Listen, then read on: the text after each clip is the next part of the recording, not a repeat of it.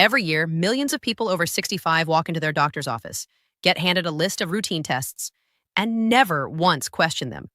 They assume more testing means better care. They assume their doctor knows best. They assume the system is designed to protect them. But what if some of those tests are actually making you sicker?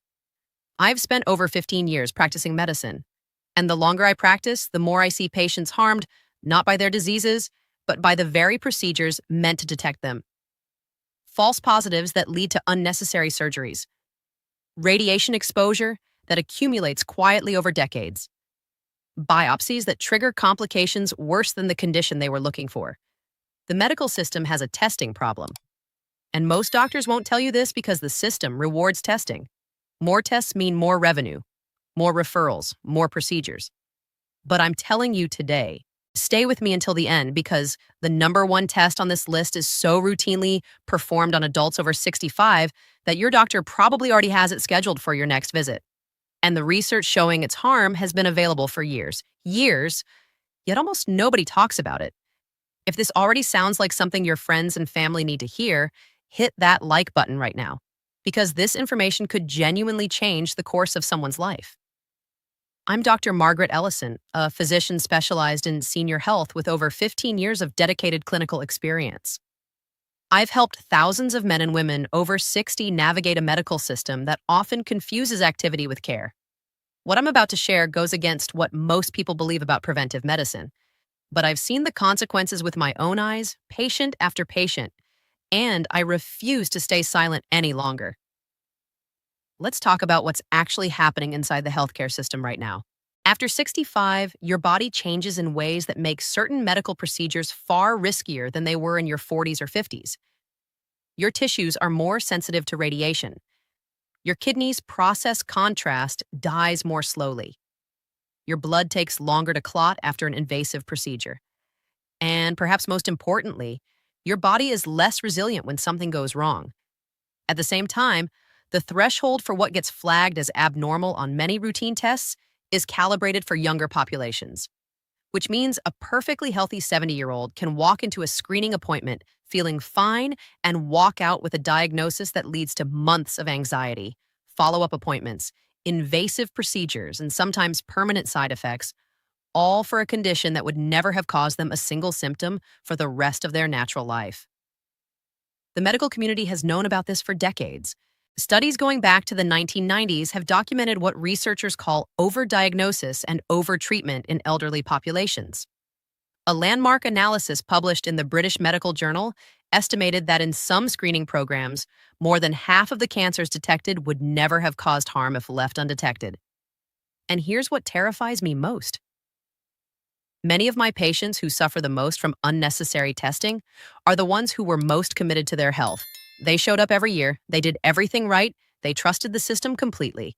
So today I'm going to walk you through 5 tests that I, as a physician with decades of experience, would refuse after the age of 65. Not because I'm anti-medicine, but because the evidence tells a very different story than what most doctors communicate to their patients. We're going to go from concerning to most concerning. And by the time we reach number 1, you will understand why this is a conversation that needs to happen in every home, at every kitchen table, before the next annual physical. Before we continue, I want to ask you something. How old are you? In your 60s, 70s, maybe beyond? If you've ever had a test come back with an unexpected result that sent you down a long road of follow-up appointments and worry, type "overtested" in the comments below. I want to understand how many of you have experienced this firsthand. Now let's begin. Number 5, routine EK, G screening in asymptomatic patients over 65. An electrocardiogram, or EKG, measures the electrical activity of the heart. It's a quick, painless test. No radiation, no needles. It seems completely harmless, and in most ways it is. So why is it on this list? Because for people over 65 with no cardiac symptoms, no chest pain, no shortness of breath, no palpitations, the routine screening EKG creates more problems than it solves. Here's why. As we age, the heart naturally develops minor electrical variations. Small irregularities in rhythm, tiny shifts in the waveform, subtle changes that would be considered abnormal in a 35-year-old but are completely normal aging in a 70-year-old. The problem is many of these variations get flagged. And once something gets flagged on an EKG, the system kicks into gear. Your doctor refers you to a cardiologist. The cardiologist orders a stress test. The stress test shows another ambiguous result. Now you're scheduled for an echocardiogram, maybe a cardiac catheterization. Each step carries its own risks, its own anxiety, its own cost to your time, your energy, and your body. A large study published in the Journal of the American Medical Association followed thousands of asymptomatic adults and found that routine EKG screening did not reduce rates of cardiovascular events or death. It did not save lives, but it did dramatically increase the rate of follow-up testing and cardiac procedures, many of which came with complications. The United States Preventive Services Task Force, one of the most respected independent medical bodies in the country, explicitly recommends against routine EKG screening for low-risk adults with no symptoms. Here's something most people miss. If you have symptoms, if something feels off with your heart, an EKG is absolutely the right tool. I'm not saying avoid EKGs entirely. I'm saying if you feel well, if your heart gives you no trouble, don't let a routine screening EKG open a door that leads somewhere you didn't need to go. Your heart is not a problem to be solved. It's an organ to be respected. This brings us to number 4, PSA testing for prostate cancer in men over 70. I want to be careful here because PSA testing has saved lives. In younger men with family history and men with symptoms, it has genuine value. But for men over 70 who are otherwise healthy and asymptomatic, the calculus changes dramatically. Here's what's happening inside the body. The prostate naturally grows larger with age. Almost every man over 70 has some degree of benign prostatic enlargement. This growth elevates PSA levels. A naturally elevated PSA in a 72-year-old man can look identical on paper to an elevated PSA caused by cancer. So when the test comes back elevated, the next step is a biopsy. And this is where the real risk begins. A prostate biopsy involves inserting multiple needles through the rectal wall to extract tissue samples. The complication rate is not trivial. Infection rates can reach 3 to 5%, and some of those infections are serious, requiring hospitalization. There is also a risk of bleeding and urinary retention. For a man in his early 70s who was feeling perfectly fine last week, this can be a significant disruption to his health and quality of life. And here's the deeper problem. Many of the prostate cancers detected in men over 70 are what pathologists call indolent. They grow so slowly that the man will almost certainly die of something else entirely before that cancer ever causes a symptom. Studies published in the New England Journal of Medicine have shown that a significant proportion of men with screen-detected prostate cancer who choose watchful waiting rather than treatment experience no progression of disease and live out their normal lifespan. Yet the word cancer triggers treatment. It triggers anxiety. It triggers procedures that carry real risks of incontinence and sexual dysfunction, permanent life-altering side effects from treating something that may never have caused a single problem. I remember Thomas, a 74-year-old retired school teacher from Philadelphia. He had his routine PSA done at his annual physical. It came back slightly elevated. He was referred for a biopsy. The biopsy showed what the pathologist called a low-grade cancer. His urologist recommended radiation therapy. Thomas came to see me for a second opinion. We talked for nearly an hour. I went through the studies with him. I explained the concept of indolent cancer, of active surveillance, of watchful waiting. We discussed his overall health, his age, his other medical conditions. He chose surveillance. That was 6 years ago. He is now 80 years old. He plays golf twice a week. His PSA has barely moved. He has never required treatment. He told me once, sitting in my office, "Doctor, if I had just done what that first urologist recommended, I would have spent years afraid of my own body." And for what? This wasn't reckless. This was informed medicine. And you deserve the same level of information. Number 3, annual chest CT scans for former smokers beyond the recommended window. Low-dose CT scanning of the lungs was a genuine breakthrough. For current smokers and recent former smokers between 50 and 80 who meet specific criteria, the research does support annual screening. It has been shown to reduce lung cancer mortality in high-risk populations. But here's the problem I see in my practice. Patients who completed the recommended screening window continue to request annual scans. Patients who quit smoking 30 or 40 years ago get placed on indefinite screening protocols. And with each annual scan, the radiation exposure accumulates. CT scans are not X-rays. A single low-dose chest CT exposes the body to roughly 1.5 millisieverts of radiation. That's about the equivalent of 6 months of natural background radiation every year. For a 70-year-old who has been getting annual scans for a decade, that adds up. Beyond radiation, there's the false positive problem. CT scans of the lungs detect nodules, small abnormal spots, with remarkable frequency. A landmark study published in the journal Radiology found that over 95% of lung nodules detected on screening CT scans are benign, non-cancerous, harmless, but each nodule triggers follow-up. More scans, PET scans, sometimes bronchoscopies, sometimes surgical biopsies, and the anxiety generated by a detected nodule has been well documented. Studies have measured significant increases in psychological distress, health anxiety, and reduced quality of life in patients who receive a nodule finding, even when that nodule never turns out to be cancer. Here's something most people miss.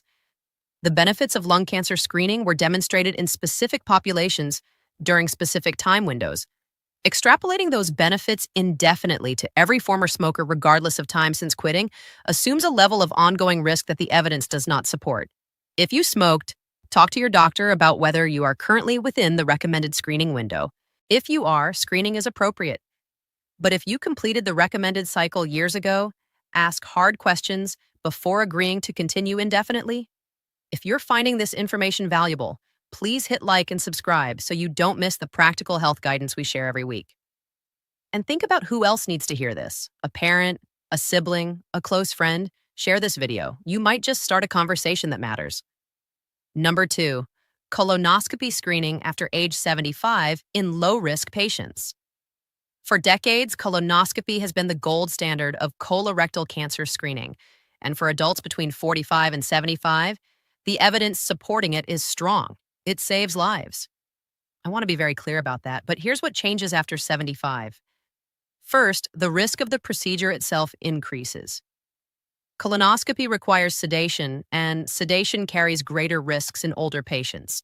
The bowel preparation, a powerful laxative regimen that must be completed before the procedure, causes significant fluid and electrolyte shifts that can be dangerous in people with kidney disease, heart failure, or other common conditions of older age. The perforation risk, where the scope accidentally tears the bowel wall, is low overall but increases significantly with age. And in patients over 75, a bowel perforation is not a minor complication. It requires emergency surgery and carries a mortality rate that rises steeply with age. Second, the benefit calculus changes. Colorectal cancer is a slow-growing disease. It typically takes 10 to 15 years for a polyp to progress to invasive cancer. A 78-year-old who has had normal colonoscopies throughout their 50s and 60s has a very different risk profile than someone who has never been screened. For that person, the probability that a newly discovered polyp would develop into a clinically significant cancer within their remaining lifespan is genuinely low. A major analysis published in the Annals of Internal Medicine modeled the benefits and harms of continuing colonoscopy screening beyond 75 and found that for average-risk patients who had been adequately screened earlier in life, continued screening provided minimal incremental benefit while increasing the risk of procedure-related complications. The American Cancer Society and the United States Preventive Services Task Force both note that screening decisions in patients over 75 should be individualized. In patients over 85, they explicitly state that routine screening is not recommended. I remember Patricia, a 78-year-old retired nurse from Atlanta. She had undergone 6 colonoscopies in her life, all normal. Her gastroenterologist recommended she continue with 5-year intervals. She came to see me after her pre-procedure preparation landed her in the emergency room with severe dehydration and a dangerous drop in her sodium level. She sat across from me, exhausted and shaken, and said, Margaret, I've been doing this for 30 years. At what point do I get to stop? We reviewed her history together.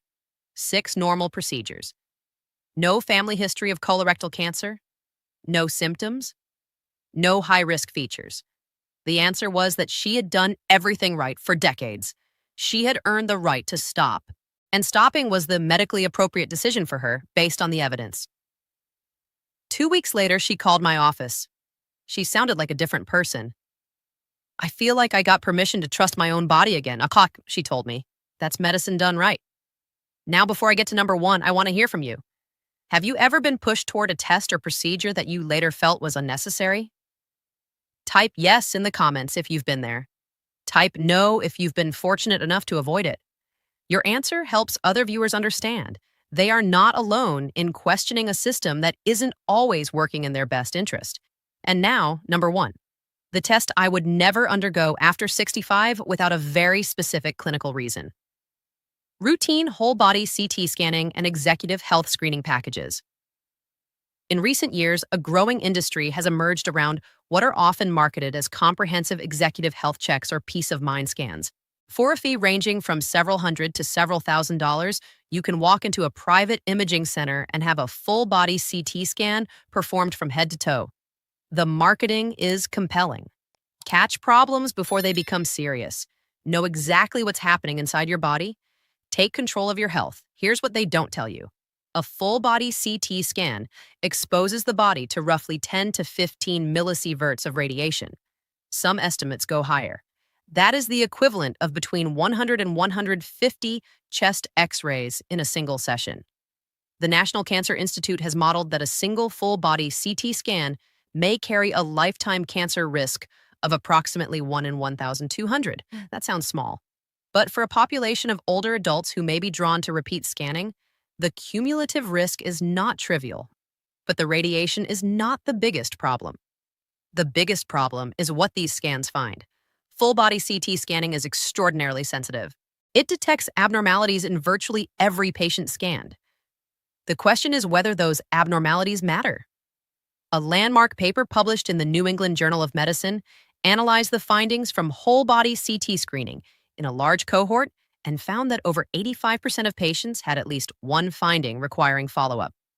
Adrenal nodules, liver lesions, kidney cysts, lung nodules, thyroid abnormalities, abdominal aortic variants.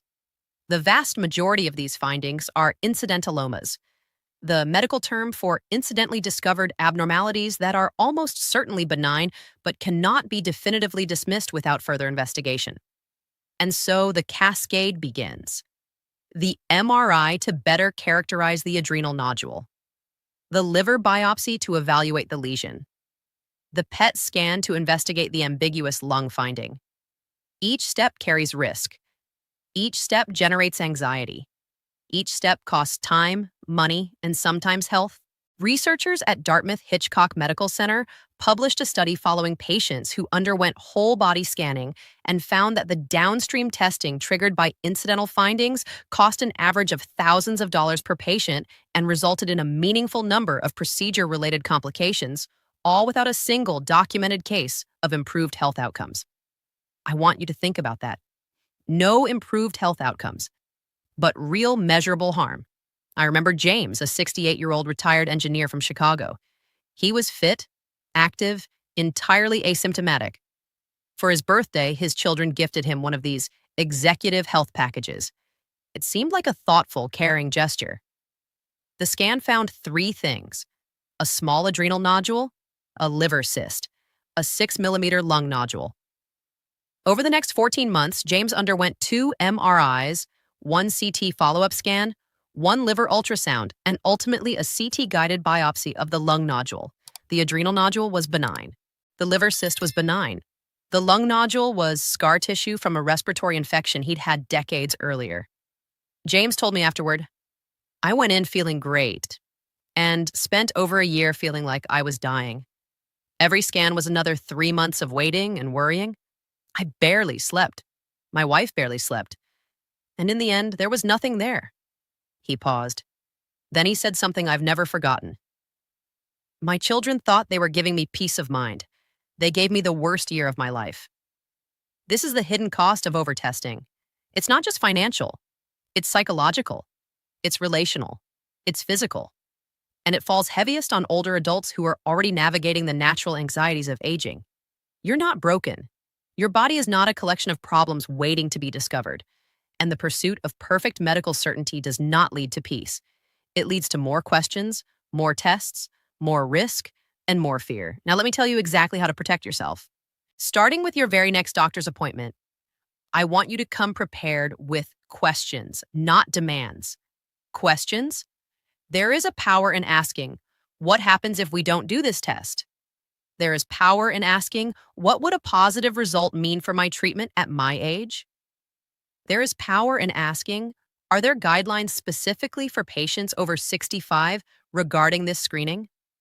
For every test your doctor recommends, consider asking these three things. What is the false positive rate of this test in patients my age? What are the risks of the follow-up procedures if something is found? And critically, will the results of this test actually change my treatment plan? If the answer to that last question is no, that the result won't change anything, then the test may create anxiety without providing benefit. Within a week of starting to ask these questions, you will feel a shift. Not away from medicine, toward it. Because informed patients who understand their options make better decisions and have better outcomes. Within a month, you will have established a different kind of relationship with your healthcare provider, one based on conversation rather than compliance. Don't make these critical errors. First, don't interpret this as a reason to avoid all testing. Screening for conditions where early detection genuinely changes outcomes remains important. Mammography for women in the appropriate age range, blood pressure monitoring, blood sugar screening, bone density scans for women at risk of osteoporosis, these have strong evidence behind them. Second, don't stop a test without talking to your doctor. Some of what I've described today may not apply to your specific situation. Your personal health history, your family history, your risk factors, they all matter. Third, don't assume that more information is always better. Medicine has learned, sometimes slowly and painfully, that the human body functions best when we respect it rather than constantly interrogate it. So let me summarize what we've covered today. Number 5, routine EKG screening in asymptomatic adults over 65, where the high rate of age-related electrical variations leads to false alarms and unnecessary cardiac workups that carry their own risks. Number 4, PSA testing in men over 70, where indolent cancers are frequently discovered, treated aggressively, and leave patients with permanent side effects from addressing something that would never have harmed them. Number 3, annual chest CT scans for former smokers beyond the evidence-supported screening window, where accumulated radiation and a high false positive rate for lung nodules lead to cascading interventions. Number 2, colonoscopy in low-risk adults over 75 with a history of adequate prior screening, where the risks of the procedure and preparation can outweigh the diminishing probability of benefit. And number 1, routine whole-body CT scanning in asymptomatic adults, where extraordinary sensitivity detects findings in almost everyone, triggering a cascade of follow-up procedures that generate real harm without improving health outcomes. My message today is not fear. My message is not distrust of doctors. My message is empowerment. You have the right to understand why a test is being ordered for you specifically. You have the right to ask about alternatives. You have the right to weigh risk against benefit based on your own age, your own history, your own values about quality of life. Medicine at its best is a conversation. Make sure you're part of it. Here's my challenge to you. Before your next scheduled test or procedure, take 30 minutes to research whether the current guidelines support that screening for adults your age. Just 30 minutes. Write down 2 or 3 questions and bring them to your appointment. Notice what happens when you show up informed rather than passive. Your body has carried you this far. It deserves to be cared for with precision, with evidence, and with respect. If this video gave you information that you needed to hear, please don't keep it to yourself. Hit that like button. Subscribe so you won't miss the honest, evidence-based health guidance we share every week for adults over 60. And share this with someone you love, a parent, a spouse, a sibling. Because the best gift you can give someone is the knowledge to protect themselves. And now I want to hear from you. Which of these 5 tests surprised you most? Which one do you think your own doctor might recommend at your next visit? Leave your answer in the comments below. I read every single one, and your story might help someone else find the courage to ask better questions. Because remember, aging doesn't take away your right to informed, careful, compassionate healthcare. It makes that right more important than ever. Take care of yourself.